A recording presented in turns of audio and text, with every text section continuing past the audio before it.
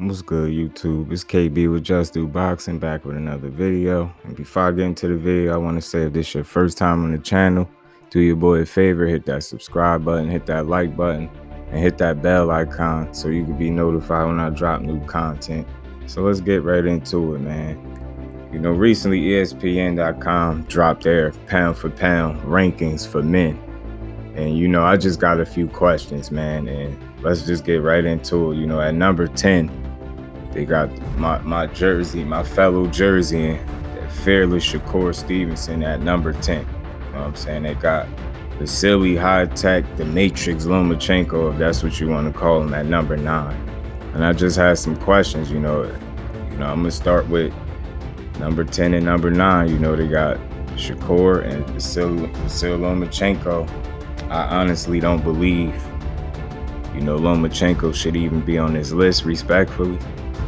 Because if you look, you know, outside of Canelo Alvarez, and I'm going to get to that, outside of him, everybody else on this list is undefeated. And I don't think it's just about the undefeated record, but I think it's who you beat and, you know, your path to greatness. And if we're being honest, you know, Lomachenko, him losing to Teofimo was enough for me to not have him on this list. It's not just the 2 losses alone, but it's almost discrediting what the other fighters have done since he's lost. You know, and like I said, everybody else, with the exception of Canelo, is undefeated on this list and a current champion. You know what I'm saying? And I just honestly don't feel like Lomachenko belongs at number 9. And I know this is subjective, and I know, you know, it's all opinionated. So, you know, this is with no disrespect to ESPN, but I just don't agree with their list at all. And if, you know, if I'm being honest, you know, in my honest opinion, if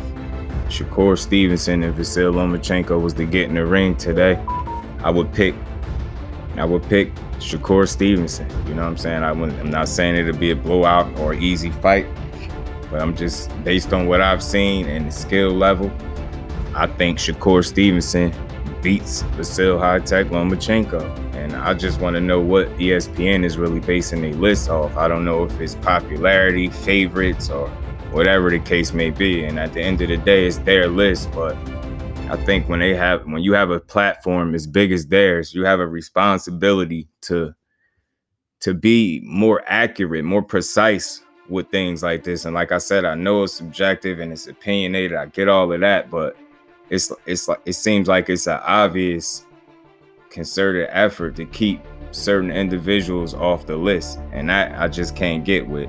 But we're gonna move on. You know, at number 8, you got Dmitry Bivol. At number 7, you got Artur Beterbiev. You know, Beterbiev is, you know, he got 3 of the belts out of the 4 at you know, 175, and you got Bivol with the other belt. I don't necessarily have a big issue with that, and I think that a fight between them two would definitely be worth watching. I think it'll solidify who's the absolute best at 75. And I know people, you know, probably favoring Beterbiev because of that power that he has, and I understand, rightfully so, the man could crack. And, you know, we all seen what he just recently did to Joe Smith, you know, but I don't have a problem with Artur Beterbiev and Dmitry, him being over Dmitry Bivol necessarily, because of, you know, where they stand in terms of who has the belts in the division. You know, Beterbiev is, you know, one strap away from having them all, and, you know, at the same time, if Bivol were to get that fight, he's one fight away from having all the straps. So like I said, I don't have a problem with them being on the list, and I don't have a problem with Artur Beterbiev being over Dmitry Bivol. You know, then at number 6 and number 5. Number 6, you got Oleksandr Usyk, and at number 5, you got Tyson Fury. And I know Tyson Fury, you know, he had the big wins over Deontay Wilder. You know what I mean? He regained the titles and things like that. Or he regained the title.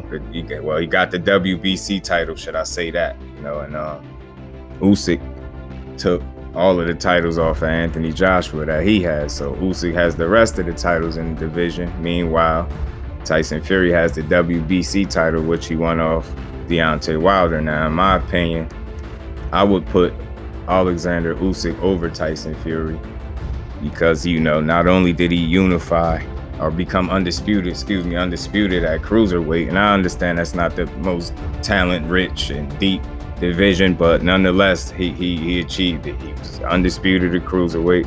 He moved up to heavyweight. He dethroned the current champion, the current unified champion, and I left him with every belt except for the one that Tyson Fury has. And respectfully, Tyson Fury shouldn't be on the list at all because he popped dirty. And, I'm big on calling a spade, and then you use steroids or PEDs and you pop dirty. In my honest opinion, you don't even have the right to be on any pound for pound list, no matter whose list it is. But like I said, your list is your list. I just had some questions. And, I would definitely put Usyk over Tyson Fury. You know what I'm saying? And okay, we moving on. So at number 4, you got Canelo Alvarez, and at number 3, you got the Truth, Errol Spence Jr. I'm actually surprised in this instance that they got Errol Spence over Canelo Alvarez. I really am, especially with him being the current undisputed champ at 168 pounds. Now, I know he just took the loss to Dmitri Bivol, so maybe that's why he's number 4 on this list, but at the same time, calling a spade, he tested for clenbuterol, regardless of how it got in his system. He's responsible for what he put in his system. I think he shouldn't be on anybody's pound-for-pound list either. Anybody that's tested positive for PEDs as a history of PEDs in the past, in my honest opinion, just out of the respect for the sport, doesn't belong on the list with other fighters that are clean. It's not fair to them. You know what I'm saying? You had unfair advantages, and there's no telling how long you might have had these advantages, you know what I'm saying? So I just call a spade, and I feel like if you pop dirty, the pound for pound list is not a list that you should be on. And that's respectfully, regardless of who the fighter is. Any fighter you name in the history of the sport, in my opinion, if you tested positive for PEDs or have a history of it getting caught, you shouldn't be on anybody's pound for pound list out of respect for the sport, like I said. So I would take Canelo Alvarez off the list as well. And I know that's an unpopular opinion, as well as what I said about Tyson Fury, but I'm consistent over here, and I always call a spade. And we moving on. At number 2, you got Naoya Inoue, Monster Inoue, at number 2. And you got Terence Bud Crawford at number 1. Now, my thing with this is I understand, I believe, Monster Inoue is one belt away from becoming undisputed, I think, in his weight class. And he's won titles in the lower weight divisions. But my issue with him is, especially being way up at number 2, is the competition down there is much more limited, in my honest opinion. And that's not no slight to him, and that's not his fault. He only can beat the guys that are out there. And if you feel like he beat the best of the best in his division, then I will give him the utmost credit. He will get his just due from me. But still, to put him way up at number 2, you got to think of the names that he's over, and he's at a much smaller weight divisions. And it's just less competition down there. You know what I'm saying? And if we going skill for skill, Monster, I don't see a Monster Inoue beating an Errol Spence if they were in the same weight division. That's just my opinion. I don't think so. So I definitely wouldn't have Monster Inoue over Errol Spence Jr. And I would probably have him much lower on the list, if at all. And I know that might shock some people because, like I said, out of these, it's only room for 10. If we talking top 10, and 2 very important names are left off this list, and I'm gonna get to it. And at number 1, you got Terence Bud Crawford, which is an absolute shock to me that they got, Terence Bud Crawford at number 1, and that's not a slight to him. I'm just surprised with the way this list is constructed that he actually made number 1. Now, I wouldn't put him over Errol Spence either, and I understand what he did at 40. You know what I'm saying? He became undisputed at 40 and he got the one title at 147. I understand that, but with them being both in the same weight division, I'm looking at, it's no slight to him at what he did at 140, but I'm looking more so, what have you done since you've been in the same exact weight class as Errol Spence? And to me, in all honesty, you got 1 belt, he has 3. You know what I mean? He managed to get 3 belts, was spending almost or about 3 years or more out of the ring due to setbacks, being a car wreck and a torn retina, coming off those long layoffs, fighting quality competition and beating them convincingly. I mean, in my opinion, it's a no-brainer. It's 3 belts to 1, and y'all in the same weight division. I mean, it's just not a tough pick for me. It's Errol Spence. You know, he's simply done more at the current division where you guys currently compete. Now, although, you know, I don't discredit, like I said, Terence Crawford's run at Undisputed, but the quality of opposition is what gets me. And like I said, he can't control that. He can only fight the guys that are out there, the guys that had the belts. I truly understand that. But at 47, he's clearly, in my honest, humble opinion, he's fought the lesser competition. And for that reason, I would put Errol Spence over him. With that, you factor in the fact that he got 3 belts, and not just 3 belts. He took him off 3 different champions at the time. And he's currently 1 fight away from achieving his ultimate goal, which is to be the undisputed welterweight champion of the world. And that's just something that you got to tip your hat to. And you consider the time that he spent out of the ring due to the unfortunate setbacks, like I spoke on earlier.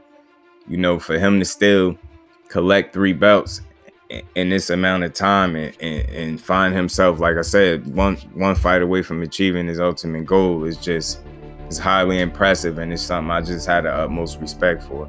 And Crawford is another one. He's a dog. I had the utmost respect for him as well. I'm glad he even made their list. But, you know, I wanted to talk to the family about it, and y'all free to get in comments and let me know if y'all disagree with anything I said, or y'all let me know what y'all pound for pound list is, because like I said, there's only room for a top 10, and they're currently missing 2 undisputed champions. Now, I understand one has a loss, but he avenged that loss by knockout. He got a draw. He avenged that draw by knockout. Became, the first undisputed 154 champion in a 4-belt era. And then you got Devin, Haney, undefeated, 28-0 now. You know what I'm saying? 15 KOs, and he became the youngest undisputed champion and the first to do it in the 4-belt era at 35. Like, you have to be kidding me. The fact that Jermell, Charlo, and Devin the Dream Haney are not on this list. Now, it's so real. I understand it's your opinion and it's subjective and all of those things. You could have put those guys anywhere you wanted to be honest with you, and I would have probably not had much to say about it, you know. But at the end of the day, to not have them on the list at all, in my humble, honest opinion, and people could feel to disagree, that's very irresponsible of ESPN, as big of a platform as they are, to leave these guys off the list. Now, I just would like to understand, instead of judging a list, but you know, until I could get some type of understanding, which I doubt that I ever will. I just got a small channel over here. I just got some questions, man. I try to use my voice to be responsible in boxing. And like I said, I think this is a true disservice to the sport as a whole, the fans and the fighters and everybody involved. Like, to have 2 undisputed champions out of your top 10 pound for pound list is just unbelievable to me, and it's just something I can't understand. And I wish I could get some clarity as to how they came up with their list and what do they base it off. You know what I'm saying? And like I said, man, it's two of the most accomplished fighters in the sport right there. And, you know, Jermell's run to undisputed was very impressive. He fought the best of the best in his division. You know what I'm saying? And I just don't understand how he doesn't make the list. And like I said, care if you wanted to put him at 10 and Dev at 9, or Dev at 10 and him at 9, they damn sure deserve to be on this list. And this is no disrespect to ESPN. They're free to do whatever it is they want. I mean, they've been around a lot longer than just do boxing. But like I said, behind this microphone and with this channel, I got a responsibility to always be transparent with the fans, as transparent as possible, as honest as possible. And I just had a few questions. And, you know, the biggest one being, how could you leave so much history in them undisputed runs off the list, considering what Dev had to go through, the circumstances surrounding it, going to hostile territory and pretty much damn near pitching a shutout, and he's not on the list, and he got every belt in the division. You got to be kidding me, man. But that's my thoughts on it, man. Y'all get in the comment section. Y'all let me know what y'all think. Let me know what y'all got, who y'all got on y'all pound for pound list, and let me know what y'all think about them leaving Devin the Dream Haney and Jermell Charlo off the list. You know what I'm saying? As always, till the next time, peace.